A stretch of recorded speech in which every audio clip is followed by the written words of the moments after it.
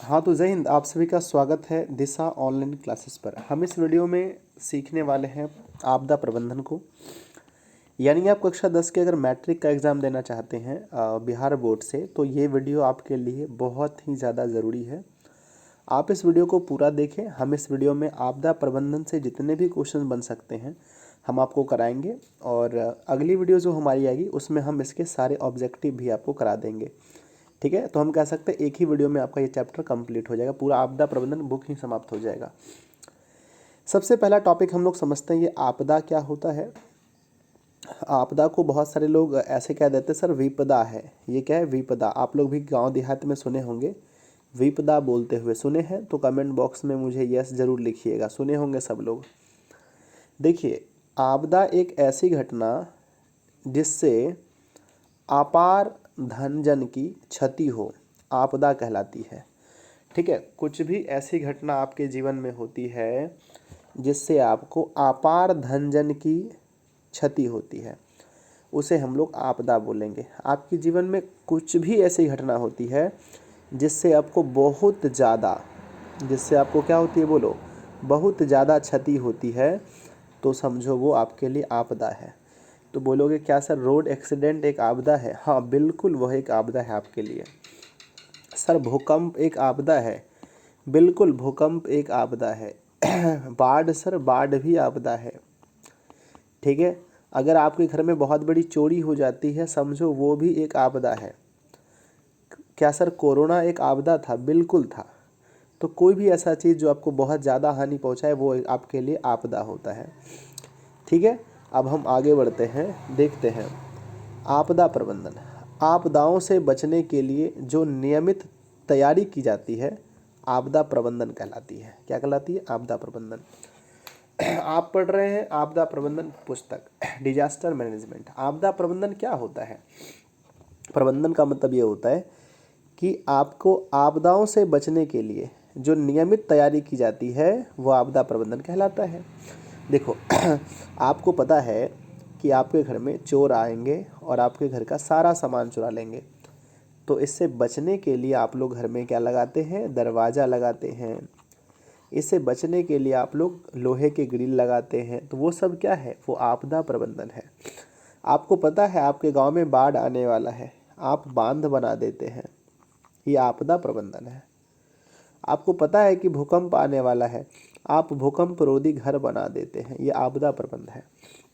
यानी आपदा से बचने के लिए जो तैयारी की जाती है, ये नियमित शब्द अगर आपके समझ में नहीं आता है तो हटा दीजिए। आपदाओं से बचने के लिए जो तैयारी की जाती है आपदा प्रबंधन कहलाती है। और मैं उम्मीद करता हूँ आपको ये समझ में बिल्कुल आया होगा। चलिए अब बढ़ते हैं हम लोग नेक्स्ट टॉपिक की ओर। आपदा जो होते हैं मुख्यतः दो प्रकार के होते हैं। ठीक है, सबको पता है ये चीज़। पहला होता है जो प्रकृति करे, वो हो गया प्राकृतिक, और जो मानव करे वो हो गया मानवीय आपदा। आप लोग याद कीजिए, हम लोग कुछ आपदा पढ़े थे अभी। पहला हमने बोला था जी, एक आपदा का हमने नाम बोला था पहला, मान के चलो बाढ़। क्या बाढ़ कोई इंसान ला सकता है? आप बोलोगे सर नहीं ला सकता, तो बाढ़ हो गई प्राकृतिक आपदा।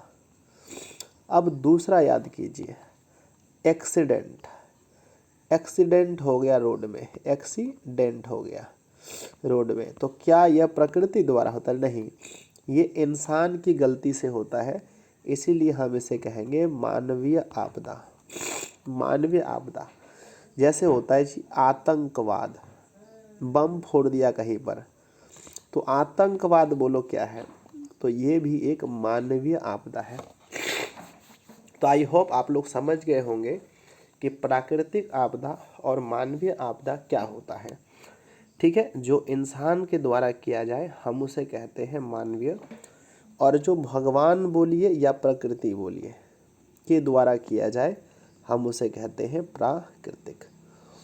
अब हम लोग कुछ उदाहरण से समझ लेते हैं कौन कौन से प्राकृतिक हैं, कौन कौन से मानव जनित हैं। भूकंप, ज्वालामुखी, सुनामी, बाढ़, सूखा, चक्रवात आदि प्राकृतिक आपदाएं हैं। बिल्कुल सही बात है। ये सभी प्राकृतिक आपदा है। वनों की अत्यधिक कटाई, विस्फोट, जहरीली गैसों का रिसाव, बांधों का टूटना, आग लगना आदि मानवीय आपदा है। बिल्कुल सही बात है। जो चीज़ इंसान करे हम उसे मानवीय आपदा बोल देते हैं, और जो चीज़ प्रकृति के द्वारा हो हम उसे प्राकृतिक आपदा बोलते हैं। आई होप आपको यहाँ तक क्लियर हुआ होगा, ठीक है ना। कोई दिक्कत नहीं है अगर आपसे पूछा जाए एग्जाम में प्राकृतिक आपदा और मानव जनित आपदा में, तो आप उत्तर दे पाएंगे, मुझे पूरा भरोसा है। अब बढ़ जाते हैं नेक्स्ट एक ऑब्जेक्टिव क्वेश्चन है जो आपको याद रखना है। क्वेश्चन ये है कि कोसी नदी को बिहार का शोक कहा जाता है। देखो, शोक का मतलब कोई अच्छी चीज़ नहीं होती है। शोक का मतलब होता है कि ये बिहार को तबाह करता है, बर्बाद करता है। अगर आपको वीडियो अच्छा लग रहा है तब आप इस वीडियो को लाइक ज़रूर कीजिए, है ना। हम इस वीडियो का टारगेट रखते हैं 500 प्लस लाइक। और आपने वीडियो को शेयर नहीं किया तो अपने फ्रेंड्स में शेयर भी कीजिए। चैनल पर पहली बार है तो चैनल को आप सब्सक्राइब कर लीजिए, क्योंकि इस वीडियो में पूरा हमारा कंप्लीट होने वाला है ये हमारा डिजास्टर मैनेजमेंट। नेक्स्ट पढ़िए। अगला आता है हमारा दुनिया का सबसे ऊंचा बांध नील नदी पर। आप ये मत कहिएगा कि भारत का सबसे ऊंचा। भारत का सबसे हीराकुंड सबसे लंबा है, आपको पता है। टिहरी सबसे ऊंचा है, लेकिन यहाँ पर बोला है दुनिया का सबसे ऊंचा बांध नील नदी पर आसवान, नाम क्या है, आसवान नामक जगह पर बनाया गया है। नील नदी पर आसवान नामक जगह पर बनाया गया है। नेक्स्ट समझते हैं। कुछ ऑब्जेक्टिव क्वेश्चन है, आपको अच्छे समझना है। जापान को भूकंपों एवं ज्वालामुखियों का देश कहा जाता है। हमने आपको बताया था कि सबसे ज़्यादा जो भूकंप का कार्य होता है, आने का काम होता है, वो जापान में ही होता है। बहुत ज़्यादा भूकंप आते हैं, बहुत ज़्यादा, एक दिन में ही कई बार आ जाते हैं। नेक्स्ट समझते हैं। पृथ्वी के धरातल के नीचे का वह स्थान जहाँ पर सबसे पहले भूकंप उत्पन्न होता है उसे भूकंप केंद्र कहते हैं। समझ गए। ये क्वेश्चन कई बार ऑब्जेक्टिव सब्जेक्टिव दोनों में पूछा है कि भूकंप केंद्र किसे कहते हैं। तो कितना शॉर्ट आंसर हमने लिखा है कि भूकंप पृथ्वी के धरातल के नीचे वह स्थान जहाँ पर सबसे पहले भूकंप उत्पन्न होता है, यानी जहाँ मान के चलो ये पृथ्वी है और जहाँ पर ये स्टार्टिंग हुआ लहर इसका, हम उसे कहेंगे भूकंप केंद्र। क्या बोलेंगे, बोलिए, भूकंप केंद्र। तथा जहाँ पर सबसे पहले झटकों का अनुभव होता है उसे अधिकेंद्र कहते हैं। ठीक है, तो याद रखिएगा, यहाँ पर अच्छे समझिए। जहाँ पर उत्पन्न हुआ, ध्यान से देखिएगा, अच्छे समझिएगा। जहाँ पर उत्पन्न होता है भूकंप, उत्पन्न होता है, हम उसे कहते हैं भूकंप उत्पन्न हुआ, तो इसे भूकंप का केंद्र बोलेंगे। और जहाँ पर पहला झटका महसूस हुआ, क्या महसूस हुआ, बोलो सर, झटका महसूस हुआ। और जहाँ झटका महसूस हुआ हम उसे अधिकेंद्र बोलेंगे, अधिकेंद्र। ठीक है ना। तो ज़्यादा इम्पोर्टेंट, अधिक इम्पोर्टेंट रखता है झटका होना, इसीलिए ज़्यादा, अधिक मतलब अधिकेंद्र। उत्पन्न होता है भूकंप केंद्र में, उत्पन्न हुआ भूकंप केंद्र में, और झटका महसूस हुआ अधिकेंद्र में। याद रहेगा, बिल्कुल याद रखना पड़ेगा आपको, बिल्कुल। ये टॉपिक आपको याद रखना है कि 2008 में उत्तरी बिहार में भयानक बाढ़ आया था। 2008 में उत्तरी बिहार में कैसा बाढ़ आया था, भयानक बाढ़ आया था। और ये भी इम्पोर्टेंट ऑब्जेक्टिव है, बिहार का उत्तरी क्षेत्र जो है ना वो बाढ़ग्रस्त है। एग्जाम में पूछा जाता है बिहार का कौन सा क्षेत्र बाढ़ग्रस्त है, तो आंसर कहते हैं उत्तरी क्षेत्र बाढ़ग्रस्त है। नेक्स्ट समझते हैं भूकंप किसे कहते हैं। ध्यान दीजिए, भूकंप कितना आसान परिभाषा है कि पृथ्वी की आंतरिक हलचल के कारण, है ना, बाहरी हलचल नहीं, ये पृथ्वी है तो इसके अंदर में जो हलचल होता है, तो पृथ्वी की आंतरिक हलचल के कारण भू सतह पर या भूमि पर ऊर्जा तरंगों से अचानक उत्पन्न हुए कंपन को भूकंप कहते हैं। कितना आसान क्वेश्चन है, देखो क्या लिखा है क्वेश्चन, फिर से देखिए। पृथ्वी की आंतरिक हलचल के कारण, भू सतह नहीं होता है तो याद रखना भूमि पर, किस पर, भूमि पर। पृथ्वी की आंतरिक हलचल के कारण भूमि पर ऊर्जा तरंगों से अचानक उत्पन्न हुए कंपन को भूकंप कहते हैं। बहुत सिंपल क्वेश्चन है। और भारत को 5 भूकंपीय क्षेत्रों में बांटा है, याद रखिएगा। चलिए अब ध्यान से देखिएगा। भूकंप हमने देखा कि पृथ्वी की आंतरिक हलचल के कारण भू सतह पर ऊर्जा तरंगों से अचानक उत्पन्न हुए कंपन को भूकंप कहते हैं। और दूसरी बात यह है कि भूकंप तरंग जो होते हैं, पी तरंग सबसे कम खतरनाक होते हैं, एल तरंग सबसे ज़्यादा खतरनाक होते हैं। सबसे ज़्यादा, सबसे कम। इसकी गहनता सबसे कम होती है, इसकी गहनता सबसे अधिक होती है। सबसे पहले पहुंचता है पी तरंग पृथ्वी तक, और सबसे देर से पहुंचता है एल तरंग। याद रखिएगा, जो देर से पहुंचता है वो ज़्यादा खतरनाक होता है। ठीक है, तो हम लोग समझ गए फिर, है ना। भूकंप को समझ गए, पृथ्वी की आंतरिक सतह के हलचल के कारण भू सतह पर ऊर्जा सतहों के अचानक उत्पन्न हुए कंपन को भूकंप कहते हैं। अगर ये भूकंप समुद्री लहरों में हुआ, है ना। अब समझते हैं हम लोग सुनामी को। किसको? सुनामी बहुत बार एग्जाम में आता है। सुनामी देखिए, सुनामी समुद्र की तली में आने वाले भूकंप के प्रभाव से उड़ने वाली ऊंची ऊंची लहरों को सुनामी कहते हैं। देखिए सुनामी कुछ नहीं है, अगर सुनामी सूखे में आता है भूकंप तो वह नॉर्मल भूकंप कहलाता है। अगर मान के चलो कि यहाँ पर जल है, समझिए ये एक समुद्र है, अच्छे से समझिएगा, ठीक है। अब समुद्र में आ गया नीचे, इसके आगे भूकंप, यहाँ पर आ गए भूकंप। जब भूकंप यहाँ पर आता है तो इसका जल जो है ना ऊपर उठने लगता है, इस तरह से ऊपर उठने लगता है। तो जल, जब हम लोग ठेठ भाषा में हम लोग इसको ढियो कहते हैं, ढियो। पता नहीं आप लोग भी शायद कहते होंगे ढियो, ढियो। तो जब ये ढियो उठने लगता है ऊपर नीचे, बहुत ज़्यादा ऊंचा ऊंचा पानी उठने लगता है, इसी को हम लोग सुनामी कहते हैं। तो सुनामी कहाँ पर आता है, पता चल गया। सर सुनामी आता है समुद्र में। किस में आता है बोलो? सुनामी समुद्र में आता है। तो एक चीज़ तो आप लोग समझ गए होंगे कि समुद्री भूकंप को ही, बच्चों मेरा तबीयत थोड़ा ख़राब है, थोड़ा क्या बहुत ज़्यादा है, सुनामी है, समुद्री भूकंप को ही हम लोग क्या कहते देते हैं, सुनामी कहते हैं। ठीक है ना, सुनामी कहते हैं। चलिए, तो क्या है सुनामी? समुद्र की तली में आने वाली कंपन के प्रभाव से उड़ने वाली ऊंची ऊंची लहरों को सुनामी कहते हैं। It is clear? अच्छा है, चलो। अगर आपके एग्ज़ाम में बाढ़ और भूकंप और सुनामी में अंतर आता है तो आप ये दोनों परिभाषा को लिख करके अंतर बता सकते हैं। नेक्स्ट समझते हैं हम लोग। ये एक ऑब्जेक्टिव क्वेश्चन है जो आपको याद रखना है। 26 दिसंबर 2004 को दक्षिण पूर्व एशिया से लेकर बंगाल की खाड़ी तक भयानक सुनामी आया था। ये ऑब्जेक्टिव क्वेश्चन आप लोग को याद भी होगा। जितने लोगों को याद है मुझे कमेंट बॉक्स में लिख दीजिएगा, यस मुझे याद है। चलिए, भारत दुनिया के सर्वाधिक आपदा प्रबंधन क्षेत्रों में से एक है। यानी दुनिया में जितने भी देश हैं जहाँ पर आपदाएं होती है उसमें भारत का भी एक नाम है। भारत में भी बहुत सारी आपदाएं होती रहती है। नेक्स्ट टॉपिक समझते हैं हम लोग, आपदा प्रबंधन। आगे ही समझ गए हैं कि आपदा से लड़ने के लिए जो तैयारी करते हैं उसे कहते हैं आपदा प्रबंधन।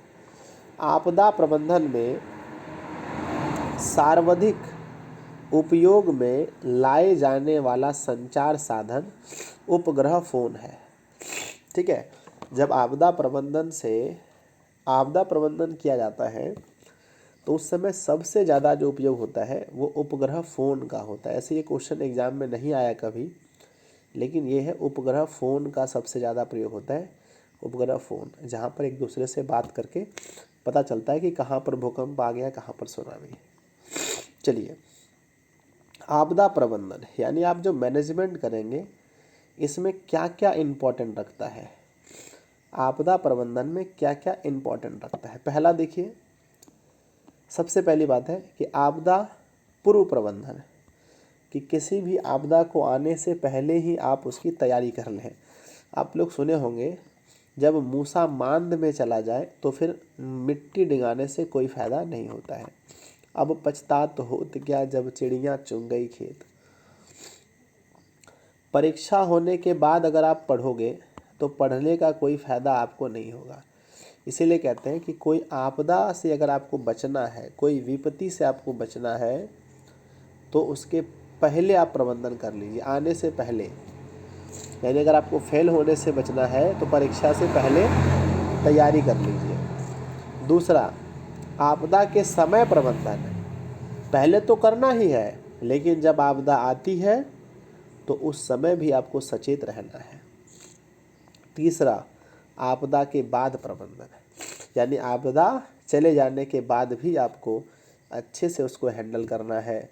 उससे आपको सीखना है कि क्या कमी रह गई थी इस बार, अगले बार उस आपको और बेहतरीन करना है। तो अगर आपके एग्ज़ाम में आता है कि आपदा प्रबंधन के प्रमुख घटक को लिखें, तो आंसर लिखना 3 घटक है जी। पहला है पूर्व प्रबंधन, समय प्रबंधन और के बाद प्रबंधन। सब में आपदा आपदा लगा देना है। चलिए, आपदा प्रबंधन 2 चरणों में लागू होती है। पहला चरण होता है आकस्मिक, दूसरा दीर्घकालीन प्रबंधन। अब मान के चलो अचानक आपके गांव में पानी आ गया, तो उस समय आपके पास तो कोई प्लानिंग नहीं है। जब आपके प्लानिंग नहीं है तो उस समय जो आप प्लानिंग करोगे वो आकस्मिक प्लानिंग कहलाएगा। और एक ऐसा है जी, आपको पता है कि हमारे यहाँ अगस्त महीने में बाढ़ के पानी आता है, तब आप उस पानी से लड़ने के लिए जो प्रबंध करोगे, उस बाढ़ से लड़ने के लिए जो आप प्रबंध करोगे, वह प्रबंध क्या कहलाएगा? दीर्घकालीन प्रबंध कहलाएगा। या फिर आप ये सोचोगे कि इस साल के बाद हमारे बिहार में पानी नहीं आना चाहिए, तो उसके लिए कुछ बड़ा फैसला लोगे। जो बड़ा फैसला लोगे तो वो फैसला दीर्घकालीन प्रबंधन कहलाता है। ठीक है, दीर्घकालीन प्रबंधन। अब देखिए, आपदा प्रबंधन के समय क्या क्या ज़रूरी है। आपदा प्रबंधन कीट के है ना, कीट के उपकरण कौन कौन से हैं? बैटरी चाहिए, संचालित रेडियो, टॉर्च, कैंडल, वाटरप्रूफ माचिस। ठीक है, आपदा प्रबंधन जब करने जाते हो, जैसे कि कुछ टीम उम जाती है, कहीं बच्चे डूब हो जाते हैं, आप लोग देखे होंगे, तो उसमें इसको क्या क्या जरूर चाहिए? व्यक्तिगत सुरक्षा का उपकरण चाहिए उसको, जैसे दस्ताना, फेस मास्क, चश्मा आदि, जीवन रक्षक दवाइयाँ, जलरोधी प्लास्टिक बैग इत्यादि। तो ये सब आपदा प्रबंधन का किट है। ये आपको नहीं पढ़ना था, फिर भी हम बता दिए हैं कि अगर जैसे आप लोग देखे होंगे कोई बच्चा डूब जाता है तो उसको बचाने के लिए टीम आती है, एनडीआरएफ की टीम आती है शायद, ठीक है, तो वो आपको बचाती है। तो उसके पास ये सब सामान होता है जो कि सरकार के द्वारा उसे दिया जाता है। ये खैर ज़्यादा important point of view, exam के पॉइंट ऑफ व्यू से नहीं है। नेक्स्ट है, भारत में ये ऑब्जेक्टिव क्वेश्चन है। भारत का एक विनाशकारी भूकंप 1934 में आया था। ये बहुत ऑब्जेक्टिव क्वेश्चन है, आप लोग सुने होंगे एग्ज़ाम में, ऑब्जेक्टिव बहुत आता है ये वाला। नेक्स्ट है हमारा 2001 में भुज में 6.9 की तीव्रता वाली भूकंप आई थी। एग्ज़ाम में क्वेश्चन एक बार पूछा गया है कि 2001 में कितनी तीव्रता की भूकंप आई थी, तो याद रखिएगा 2001 में 6.9 तीव्रता की भूकंप आई थी। चलिए, नेक्स्ट हमारा, पुलिस सेवा के लिए हमें कितना पर कॉल करना चाहिए? पुलिस सेवा के लिए हमें 100 डायल करना चाहिए। अग्निशामक को बुलाने के लिए 101 नंबर। ऑब्जेक्टिव क्वेश्चन में आ जाता है कि पुलिस सेवा के लिए कितना डायल करना चाहिए, तो 100 नंबर। और अग्निशामक को, फायर ब्रिगेड्स को बुलाने के लिए 101 नंबर। और एम्बुलेंस को बुलाने के लिए 102 नंबर पर डायल करना चाहिए। ये भी इम्पोर्टेंट है, याद रखिएगा आप लोग, बहुत ज़रूरी है ये वाला। ठीक है। नेक्स्ट, हेम हेम ऑपरेटर संदीप बरुआ ने अंडमान से सबसे पहले 2004 में सुनामी की चेतावनी दी थी। कभी कभी एग्जाम में आ जाता है, नाम देखो कितना बड़ा है, हेम ऑपरेटर संदीप बरुआ। किसने दी थी सबसे पहले? संदीप बरुआ ने अंडमान से सबसे पहले 2004 में सुनामी की चेतावनी दी थी। ठीक है, सुनामी की चेतावनी दी थी। और देखो सबसे अधिक जो पानी आता है वो बांग्लादेश में। क्या लिखा है? बांग्लादेश को बाढ़ का देश कहा जाता है। ये इंपॉर्टेंट क्वेश्चन है। बांग्लादेश को किसका कहते हैं? बाढ़ का देश कहा जाता है बांग्लादेश को। नेक्स्ट हमारा है, भारत में 56% भू क्षेत्र भूकंप प्रभावित क्षेत्र है। ठीक है, भारत में कितना परसेंट? 56% भू क्षेत्र भूकंप प्रभावित है। भारत के लगभग 77 जिले ऐसे हैं जहां सुखाड़ से पीड़ित है, लोग सुखाड़ से पीड़ित हैं। अब नेक्स्ट क्वेश्चन आता है हमारा सुखाड़। समझिएगा सुखाड़ को। वर्षा, देखो क्या लिखा है, क्या लिखा है? सुखाड़, जल की आपूर्ति में कमी, जल की आपूर्ति में कमी क्या कहलाता है? सुखाड़ कहलाता है। यदि आप के यहाँ जितना पानी की ज़रूरत है उतना पानी आपको नहीं मिल रहा है, इसका मतलब सुखाड़ है। तो क्या लिखेंगे? जल की आपूर्ति में कमी सुखाड़ कहलाता है। जल की आपूर्ति में कमी क्या कहलाता है? सुखाड़ कहलाता है। देखिए ज़्यादा क्वेश्चन इससे नहीं आता, यही सब क्वेश्चंस बनते हैं। अब कुछ महत्वपूर्ण वस्तुनिष्ठ प्रश्न जिस पर हम चर्चा कर लेते हैं। भूकंप की तीव्रता मापी किससे जाती है? तो याद रखिएगा सिस्मोग्राफ से। रिक्टर स्केल में देखा जाता है सिस्मोग्राफ से। ठीक है ना। दूसरा आता है मलबे के नीचे दबे लोगों का पता। मलबे के नीचे दबे लोगों का पता है ना, इंफ्रारेड कैमरा से किया जाता है। नेक्स्ट हमारा आता है इंफ्रारेड कैमरा। आग से जलने की स्थिति में क्या करना चाहिए? जलने की स्थिति में जले हुए स्थान पर प्राथमिक उपचार क्या होना चाहिए? तो उत्तर होता है ठंडा पानी डालना चाहिए। ठीक है। नेक्स्ट है बाढ़ आने पर प्राथमिक उपचार क्या करना चाहिए? आने पर तो उत्तर है ऊंची भूमि वाले स्थान पर जाना चाहिए। ऊंची भूमि वाले स्थान पर जाना चाहिए। ठीक है, तो ये क्वेश्चन 4 है जो कि बहुत इम्पोर्टेंट है। और जहाँ पर भूकंप संभावित क्षेत्रों में घर कैसा बनाना चाहिए? तो वो आयताकार बनाना चाहिए। और हमने आपको बता ही दिया कौन से प्राकृतिक आपदा है, कौन से मानव जनित है। ज़्यादा इसमें प्राकृतिक, ये मानव जनित सब क्वेश्चन पूछे जाते हैं कि कौन सा प्राकृतिक है। जैसे आपको बताना है, देखिए इसमें आपको मेन रूप से पढ़ना है बाढ़, सुखाड़, भूकंप, सुनामी, आपदा और प्राकृतिक आपदा। ठीक है। जल की अधिकता के कारण नदियों का पानी आसपास के क्षेत्र में फैल जाता है जिसे बाढ़ कहते हैं, है ना। क्या लिखेंगे बाढ़ की परिभाषा? जल की अधिकता के कारण अधिकता के कारण बाढ़ का पानी आसपास के क्षेत्र में नदी का पानी ना के कारण किसका? नदी का जल आसपास के क्षेत्र में फैल जाता है,